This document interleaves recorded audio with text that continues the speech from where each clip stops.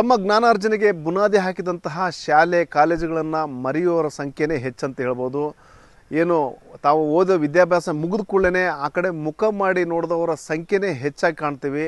ಅಂತಹ ಸಂದರ್ಭದಲ್ಲಿ ಇದಕ್ಕೆ ತದ್ವಿರುದ್ಧ ಅನ್ನೋ ರೀತಿಯಲ್ಲಿ ಇಲ್ಲೊಬ್ಬ ವ್ಯಕ್ತಿ ಒಂದು ಏನು ತಾವು ಕಲಿತಂತಹ ಶಾಲೆಯ ದುಸ್ಥಿತಿಯನ್ನು ಕಂಡು ಮಮ್ಮಲ್ಲ ಮರಗೋದ್ರ ಜೊತೆಗೆ ಅದನ್ನು ನವೀಕರಣ ಮಾಡುವಂತಹ ಕೆಲಸವನ್ನು ಮಾಡಿದ್ದಾರೆ. ಕೋಟ್ಯಾಂತರ ರೂಪಾಯಿ ವೆಚ್ಚ ಮಾಡಿ ಆ ಒಂದು ಶಾಲೆಗೆ ಒಂದು ಹೊಸ ರೂಪ ಕೊಡುವಂತಹ ಕೆಲಸ ಮಾಡೋದ್ರ ಜೊತೆಗೆ ಆ ಒಂದು ಏನು ಬಡ ಮಕ್ಕಳ ಒಂದು ಆಶಾಕಿರಣ ಆಗಿ ಬೆಳೆಸುವಂತಹ ಅದಕ್ಕೊಂದು ದಾರಿದೀಪ ತೋರಿಸುವಂತಹ ಕೆಲಸವನ್ನು ಈ ವ್ಯಕ್ತಿ ಮಾಡಿದ್ದಾರೆ. ಹೀಗೆ ಮಾಡಿದಂತಹ ವ್ಯಕ್ತಿ ಬೇರೆ ಯಾರೂ ಅಲ್ಲ, ಸುಧಾಮೂರ್ತಿಯವರು ಸದ್ಯಕ್ಕೆ ರಾಜ್ಯಸಭಾ ಸದಸ್ಯರಾಗಿದ್ದಾರೆ.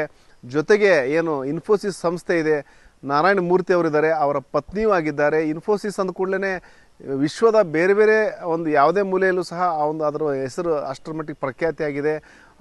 ಏನು ಸುಧಾಮೂರ್ತಿ ಇರ್ಬೋದು ಮತ್ತು ಏನು ನಾರಾಯಣ ಮೂರ್ತಿ ದಂಪತಿಗಳು ಸಾಮಾಜಿಕ ಕಾರ್ಯಗಳ ಮೂಲಕನೇ ತಮ್ಮದೇ ಆದ ಹೆಸರು ಗಳಿಸಿದ್ದಾರೆ. ಜೊತೆಗೆ ಸೋಷಿಯಲ್ ವರ್ಕ್ ರೀತಿಯಲ್ಲಿ ಅವ್ರನ್ನ ದೊಡ್ಡ ಮಟ್ಟಕ್ಕೆ ಕೊಂಡೊಯ್ದಿದೆ ಅಂತ ಹೇಳ್ಬೋದು. ಅಂತಹ ಸುಧಾಮೂರ್ತಿಯವರು ಹುಟ್ಟಿ ಬೆಳೆದದ್ದು ಹುಬ್ಬಳ್ಳಿನಲ್ಲಿ. ಅವರು ಕಾಲೇಜು ವಿದ್ಯಾಭ್ಯಾಸನೂ ಮಾಡಿದ್ದು, ಅಂದರೆ ಶಾಲಾ ಕಾಲೇಜು ಜೊತೆಗೆ ಇಂಜಿನಿಯರಿಂಗ್ ಮಾಡಿದರು. ಅದು ಸಹ ಇದೇ ಹುಬ್ಬಳ್ಳಿಯಲ್ಲಿ ಮಾಡಿದರು. ಮತ್ತು ಅವರ ಪ್ರಾಥಮಿಕ ಶಿಕ್ಷಣ ಪಡೆದಂತಹ ಹುಬ್ಬಳ್ಳಿಯ ದೇಶಪಾಂಡೆ ನಗರದಲ್ಲಿರುವಂತಹ ನ್ಯೂ ಎಜುಕೇಷನ್ ಸೊಸೈಟಿಯ ಜ್ಞಾನಭಾರತಿ ಶಾಲೆ ಇದೆ. ಆ ಶಾಲೆಗೆ ಭೇಟಿ ನೀಡಿದಂಥ ಸಂದರ್ಭದಲ್ಲಿ ಅಲ್ಲಿನ ದುಸ್ಥಿತಿಯನ್ನು ಕಂಡು ಅವರು ಮಮ್ಮಲ ಮರಗಿದರು. ಅಂದರೆ ಅದು ಬೀಳುವ ಹಂತಕ್ಕೆ ತಲುಪಿತ್ತು. 115 ವರ್ಷಗಳ ಇತಿಹಾಸ ಉಳ್ಳಂತಹ ಶಾಲೆ ರೀತಿಯಲ್ಲಿ ಜನಮಾನಸದಿಂದ ದೂರ ಆಗ್ತಾ ಇರೋದನ್ನು ಕಂಡು ಕಣ್ಣೀರು ಹಾಕಿದರು. ಬರೀ ಕಣ್ಣೀರು ಹಾಕೋದಕ್ಕೆ ಅವರ ಒಂದು ಕಳಕಳಿ ಸೀಮಿತ ಆಗಲಿಲ್ಲ. ಅದು ಸುಮಾರು 4 ಕೋಟಿ ರೂಪಾಯಿ ವೆಚ್ಚ ಮಾಡಿ ಆ ಜ್ಞಾನಭಾರತಿ ಶಾಲೆಯನ್ನು ನವೀಕರಣ ಮಾಡುವಂತಹ ಕೆಲಸ ಮಾಡಿದ್ದಾರೆ. ಇಡೀ ಕಟ್ಟಡವನ್ನು ನವೀಕರಣ ಮಾಡೋದ್ರ ಜೊತೆಗೆ ರೀತಿಯಲ್ಲಿ ಆ ಶಾಲೆಗೇ ಹೊಸ ರೂಪವನ್ನು ಕೊಡುವಂಥ ಕೆಲಸ ಮಾಡಿದ್ದಾರೆ. ಯಾಕಂದರೆ ಈ ಹಿಂದೆ ಜ್ಞಾನಭಾರತಿ ಶಾಲೆ ಇತ್ತು, ಕನ್ನಡ ಮಾಧ್ಯಮಕ್ಕೆ ಸೀಮಿತವಾಗಿತ್ತು. ಅದು ಮುಂದೆ ಸ್ಟೇಟ್ ಸಿಲೆಬಸ್ನಲ್ಲಿ ಆಂಗ್ಲ ಮಾಧ್ಯಮ ಶಾಲೆಯಾಗಿ ಸಹ ಪರಿವರ್ತನೆಗೊಂಡಿತ್ತು. ಆದರೆ ಕನ್ನಡ ಮಾಧ್ಯಮದ ಕಾರಣಕ್ಕಾಗಿ ಸ್ಟ್ರೆಂತ್ ಕಡಿಮೆ ಆಗಿತ್ತು ಮತ್ತು ಮಕ್ಕಳ ಸಂಖ್ಯೆ ಕಡಿಮೆ ಆಗಿತ್ತು ಮತ್ತು ಗುಣಮಟ್ಟದಲ್ಲೂ ಸಹ ಎಲ್ಲೋ ಕಡೆ ಲೋಪಗಳು ಕಾಣಿಸ್ತಾ ಇರೋ ಹಿನ್ನೆಲೆಯಲ್ಲಿ ಇದೆಲ್ಲವನ್ನೂ ಗಮನಿಸಿದಂತಹ ಸುಧಾಮೂರ್ತಿ ಅವರು ಆ ಶಾಲೆಗೆ ಕಾಯಕಲ್ಪ ಕೊಡುವಂಥ ಕೆಲಸ ಮಾಡಿದ್ದಾರೆ. ಈಗ ಕಟ್ಟಡವನ್ನು ನವೀಕರಣ ಮಾಡೋದ್ರ ಜೊತೆಗೆ ಆ ಶಾಲೆಗೆ CBSE ಅಫಿಲಿಯೇಷನ್ ಕೊಡಿಸುವಂತಹ ಕೆಲಸವನ್ನು ಸಹ ತಾವೇ ಮುತುವರ್ಜಿ ವಹಿಸಿ ಮಾಡಿದ್ದಾರೆ. ಅಲ್ಲದೆ ಗುರುರಾಜ್ ಕರ್ಗಿ ಅಂತಹ ಖ್ಯಾತ ಶಿಕ್ಷಣ ತಜ್ಞರನ್ನು ಈ ಶಾಲೆಗೆ ಮಾರ್ಗದರ್ಶಿ ಮಂಡಳಿಯ ಮುಖ್ಯಸ್ಥರನ್ನಾಗಿ ಮಾಡಿ ಆ ಶಾಲೆಗೆ ಆ ಜ್ಞಾನ ಭಂಡಾರ ವಿಸ್ತರಣೆಗೆ ಏನು ಮಾಡಬೇಕನ್ನೋ ವಿಚಾರಗಳನ್ನ ಅವ್ರ ಮೂಲಕ ಎಕ್ಸ್ಪೆರಿಮೆಂಟ್ ಮಾಡುವಂತಹ ಕೆಲಸಕ್ಕೂ ಸಹ ಕೈ ಹಾಕಿದ್ದಾರೆ. ಹೀಗಾಗಿ ಇವತ್ತೇನೆಂದರೆ ಈ ನವೀಕೃತ ಶಾಲೆಯನ್ನು ಉದ್ಘಾಟನೆ ಮಾಡುವಂತಹ ಕೆಲಸವನ್ನು ಸುಧಾಮೂರ್ತಿ ಅವರು ಮಾಡಿದ್ದಾರೆ. ಮತ್ತು ಅಲ್ಲೇನು ವಿದ್ಯಾಭ್ಯಾಸ ಮಾಡ್ತಿರುವಂಥ ಮಕ್ಕಳಿಗೆ ಭವಿಷ್ಯದಲ್ಲಿ ಯಾವ ರೀತಿ ಅವರ ಭವಿಷ್ಯ ರೂಪಿಸಬೇಕು ಮತ್ತು ಇಲ್ಲಿನ ಶಿಕ್ಷಕರನ್ನು ಯಾವ ರೀತಿ ತಯಾರು ಮಾಡಬೇಕು ಅನ್ನೋ ಕನಸನ್ನು ಅವರು ಬಿಚ್ಚಿಟ್ಟಿದ್ದಾರೆ. ಮುಖ್ಯವಾಗಿ ನಾವು ದುಡ್ಡು ನೋಡಬಾರ್ದು. ನಾನು ಇಲ್ಲಿ 5ನೇ ತರಗತಿಯಿಂದ 11ನೇ ತರಗತಿವರೆಗೂ ಸಹ ಒಟ್ಟು 7 ವರ್ಷಗಳ ಕಾಲ ಇಲ್ಲಿ ಓದಿದ್ದೀನಿ. ಇಂತಹ ನನ್ನ ಶಿಕ್ಷಣಕ್ಕೆ ಬುನಾದಿಯಾದಂತಹ ಮತ್ತು ನನ್ನ ಉತ್ತುಂಗಕ್ಕೆ ಕಾರಣವಾದಂತಹ ಈ ಶಾಲೆಯ ದುಸ್ಥಿತಿ ನೋಡಿ ನನಗೆ ಭಾಳ ಬೇಜಾರಾಯಿತು. ಬೀಳುವ ಹಂತಕ್ಕೆ ತಲುಪಿತ್ತು. ಇಂತಹ ಶಾಲೆ ಅಂದರೆ ಸಾವಿರಾರು ಪ್ರತಿ ವರ್ಷ ಏನಿಲ್ಲ ಅಂದರೂ 1400ರಿಂದ 1500 ವಿದ್ಯಾರ್ಥಿಗಳು ಇಲ್ಲಿ ಅಭ್ಯಾಸ ಮಾಡ್ತಾಯಿದ್ರು.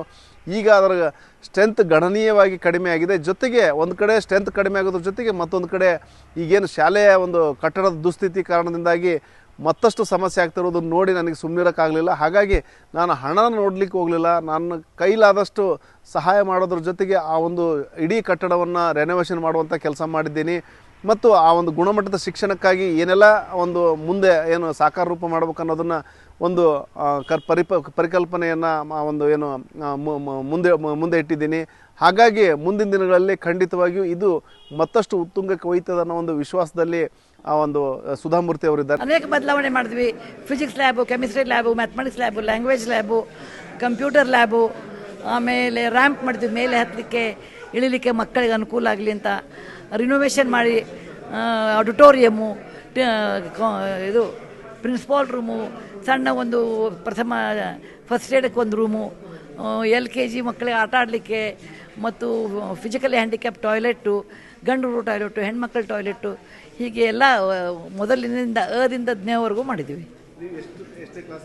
5ನೇ ಕ್ಲಾಸಿಗೆ ನಾ ಇಲ್ಲಿ ಬಂದು ಅವಾಗ 11ನೇ ಕ್ಲಾಸಿಗೆ SSLC ಇರ್ತಿತ್ತು. ಅವಾಗ 5ನೇ ಕ್ಲಾಸಿಂದ 11ನೇ ಕ್ಲಾಸ್ವರೆಗೂ ಇಲ್ಲೇ ಓದಿದ್ದೀನಿ ನಾನು, ಕನ್ನಡ ಮೀಡಿಯಮ್. ನಮ್ಮ ಶಾಲೆ ಈಗ ನೀವು ನಿಮ್ಮ ಹಳೆಯ ಶಾಲೆಗೆ ಹೋಗಿ, ಹಳೆಯ ಮನೆಗೆ ಹೋಗಿ ಅದು ಬಿದ್ದರೆ ನಿಮ್ಗೆ ದುಃಖ ಆಗೋದಿಲ್ವಾ? ಅದೇ ಥರ ನಮ್ಮ ಶಾಲೆ ಶಿಥಿಲ ಆಗಿ 14 ಮಕ್ಕಳನ್ನ ಒಳಗೊಂಡಾಗ ಭಾಳ ದುಃಖ ಅನ್ನಿಸ್ತು. ಇಲ್ಲ ಇದಕ್ಕೊಂದು ಪುನರ್ಜೀವನ ಕೊಡಬೇಕು ನಾವು ವಿದ್ಯಾರ್ಥಿಗಳು ಅಂತ ಅನ್ನಿಸ್ತು. ಅದಕ್ಕೆ ನಾನು ಮಾಡಬೇಕು ಅನ್ನಿಸ್ತು, ಮಾಡಿದೆ. ನನಗೆ ಇದರೊಳಗೆ ಯಾವುದೇ ಒಂದು ವೆಸ್ಟೆಡ್ ಇಂಟ್ರೆಸ್ಟ್, ದುಡ್ಡು ಮಾಡಬೇಕು, ಇದರಿಂದ ಹೆಸರು ಬರಬೇಕು, ಪದವಿ ಬರಬೇಕು, ಯಾವುದೂ ಇಲ್ಲ. ನಮ್ಮ ಶಾಲೆ ಶಿಥಿಲ ಆಗಿದೆ, ಅದು ಸರಿಯಾಗಿ ಮಾಡಿ ಅದಕ್ಕೊಂದು ಜೀವಕಲೆ ಕೊಟ್ಟು, ಒಳ್ಳೆ ಟೀಚರ್ಸನ್ನು ಕೊಟ್ಟು, ಮತ್ತು ಅನೇಕ ಜನರ ಮಕ್ಕಳು ಇಲ್ಲಿ ಓದಲಿ ಅಂತ ಆಯಿತು ಅಷ್ಟೇ. ಅದು ಬಿಟ್ಟು ಬೇರೆ ಯಾವುದೇ ಉದ್ದೇಶ ಇಲ್ಲ. ಇದರ ಜೊತೆಗೆ ಗುರುರಾಜ್ ಕರ್ಜಗಿಯವರು ಸಹ ಒಂದು ಏನು ತಮ್ಮದೇ ಆದ ಒಂದು ಹೊಸ ಒಂದು ಪ್ರಯೋಗಗಳು ಮಾಡಲಿಕ್ಕೂ ಸಹ ಮುಂದಾಗಿದ್ದಾರೆ. ಇಲ್ಲಿ ಏನು ಹೊಸ ಕಟ್ಟಡ ಏನು ಕಟ್ಟಿದ್ದಾರೆ, ಬರೀ ಒಂದು ನವೀಕರಣ ಅಷ್ಟೇ ಮಾಡಿಲ್ಲ, ಜೊತೆಗೆ ಒಂದು ಕೆಮಿಸ್ಟ್ರಿ ಲ್ಯಾಬ್ ಇರ್ಬೋದು, ಗಣಿತದ ಒಂದು ವಿವಿಧ ವಿನ್ಯಾಸಗಳು ಹೊಂದಿರುವಂಥ ಪ್ರತ್ಯೇಕ ಕೋಣೆಯನ್ನು ಮಾಡಿದ್ದಾರೆ. ಜೊತೆಗೆ ಅತ್ಯಾಧುನಿಕ ಗ್ರಂಥಾಲಯದ ವ್ಯವಸ್ಥೆ ಮಾಡಿದ್ದಾರೆ. ಜೊತೆಗೆ ಸ್ಮಾರ್ಟ್ ಕ್ಲಾಸ್ ವ್ಯವಸ್ಥೆ ಇದೆ. ಹೀಗೆ ಅಂದರೆ ಒಂದು ಅತ್ಯಾಧುನಿಕ ಶಿಕ್ಷಣಕ್ಕೆ ಪಡೀಲಿಕ್ಕೆ ಏನೆಲ್ಲ ಅವಶ್ಯಕತೆ ಇದೆಯೋ ಆ ಅವಶ್ಯಕತೆಗಳನ್ನು ಫುಲ್ಫಿಲ್ ಮಾಡುವಂತಹ ಕೆಲಸವನ್ನು ಮಾಡಿದ್ದಾರೆ. ಮತ್ತು ಈಗೇನು ಗುರುರಾಜ್ ಕರ್ಜಿಗಿಯವರು ಸಹ ಈ ಒಂದು ಶಾಲೆಗೆ ಭೇಟಿ ಕೊಟ್ಟಿದ್ದರು ಮತ್ತು ಏನು ಮುಂದೆ ಏನೆಲ್ಲ ಮಾಡಬಹುದು ಅನ್ನೋದರ ವಿಚಾರಗಳನ್ನು ಒಂದು ಶಿಕ್ಷಕರು ಮುಂದಿಟ್ಟಿದ್ದಾರೆ. ಮುಖ್ಯವಾಗಿ ಏನಂದರೆ ಈ ಒಂದು ಶಿಕ್ಷಣದ ಗುಣಮಟ್ಟ ಒಂದೇನು ಕಲಿಕಾ ಒಂದು ವಿಧಾನವನ್ನು ಒಂದು ಹೊಸ ರೂಪ ಕೊಡಲಿಕ್ಕೆ ಅವರು ಮುಂದಾಗಿದ್ದಾರೆ. ಪ್ರತಿ ತಿಂಗಳು ಶಿಕ್ಷಕರಿಗೆ ಇಲ್ಲೇನು ಪಾಠ ಮಾಡ್ತಾರೆ ಆ ಶಿಕ್ಷಕರಿಗೆ ಪ್ರತಿ ತಿಂಗಳು ಸಹ 2 ದಿನಗಳ ಕಾಲ ಟ್ರೈನಿಂಗ್ ಕೊಡುವಂತಹ ಮತ್ತು ಅತ್ಯಾಧುನಿಕ ಶಿಕ್ಷಣ ಪದ್ಧತಿಗೆ ಅಳವಡಿಕೆ ಮಾಡುವಂತಹ ಕೆಲಸಕ್ಕೆ ನಾವು ಕೈ ಹಾಕಿದ್ದೇವೆ. ಜೊತೆಗೆ ಇಲ್ಲೇನು ವಿದ್ಯಾರ್ಥಿಗಳು ಬರ್ತಾರೆ, ಇಲ್ಲಿ ಈಗಿನ ಒಂದು ಆಧುನಿಕ ಬೇರೆ ಏನು ಕಾಂಪಿಟೇಟಿವ್ ಜಗತ್ತಿನಲ್ಲಿ ಯಾವ ರೀತಿ ಬೆಳಿಬೇಕು ಮತ್ತು ಅವರ ಒಂದು ಗುಣಮಟ್ಟ ಹೇಗಿರ್ಬೇಕು ಅನ್ನೋದ್ರ ಬಗ್ಗೆ ಆ ಒಂದು ಪರಿಕಲ್ಪನೆ ಇಟ್ಕೊಂಡೇ ನಾವು ಶಿಕ್ಷಕರಿಗೆ ಮೊದಲು ಟ್ರೈನಿಂಗ್ ಕೊಡ್ತೀವಿ, ಅವ್ರ ಮೂಲಕನೇ ವಿದ್ಯಾರ್ಥಿಗಳನ್ನ ಬೆಳೆಸುವಂಥ ಕೆಲಸ ಮಾಡ್ತೀವಿ ಅನ್ನೋ ಒಂದು ಮಾತನ್ನು ಕರ್ಜಿಗೆ ಅವರು ಹೇಳಿದ್ದಾರೆ. 2-3 ಥರದ ಮಕ್ಕಳಿರ್ತಾರೆ. ತುಂಬ ಶಿಕ್ಷಣ ಇದ್ದಂಥ ಸಂಸಾರದಿಂದ ಬಂದಂಥ ಮಕ್ಕಳು ಕೆಲವರಿದ್ದಾರೆ. ಇನ್ನು ಕೆಲವರು ಮಧ್ಯಮ ವರ್ಗದ ಬಂದಾರೆ, ಸ್ವಲ್ಪ ಗೊತ್ತಿರ್ತದೆ, ಮನ್ಯಾಗ ಸ್ವಲ್ಪ ಸಹಾಯ ಮಾಡ್ತಾರೆ.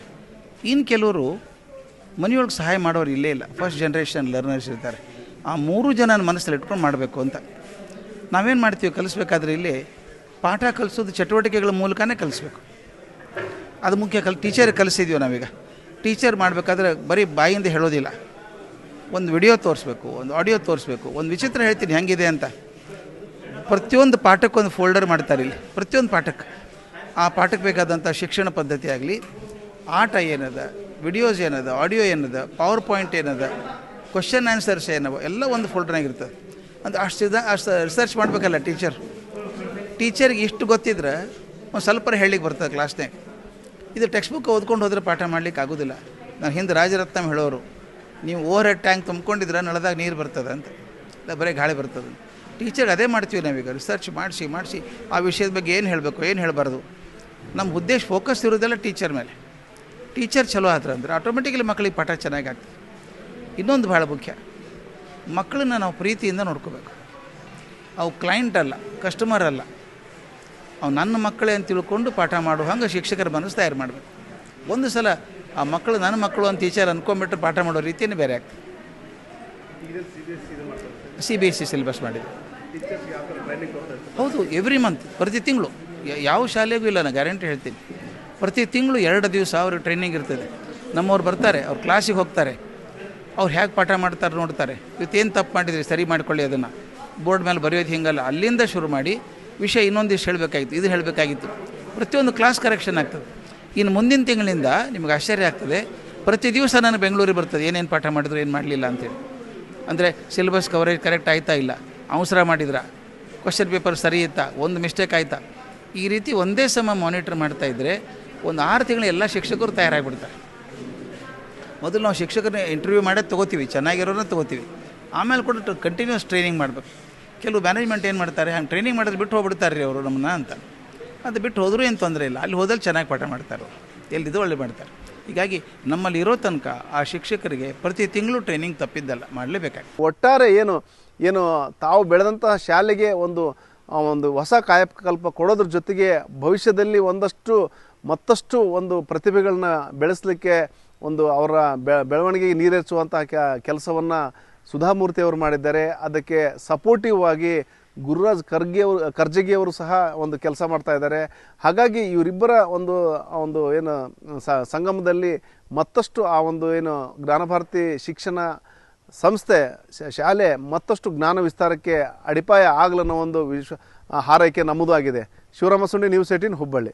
ನಿರ್ಭೀತ, ನಿಷ್ಪಕ್ಷಪಾತ, ವಿಶ್ವಾಸಾರ್ಹ ಸುದ್ದಿಗಳಿಗೆ ಮತ್ತೊಂದು ಹೆಸರಾಗಿರುವಂತ ನ್ಯೂಸ್ 18 ಕನ್ನಡ ಈಗ ಆಪ್ನಲ್ಲೂ ಲಭ್ಯವಿದೆ.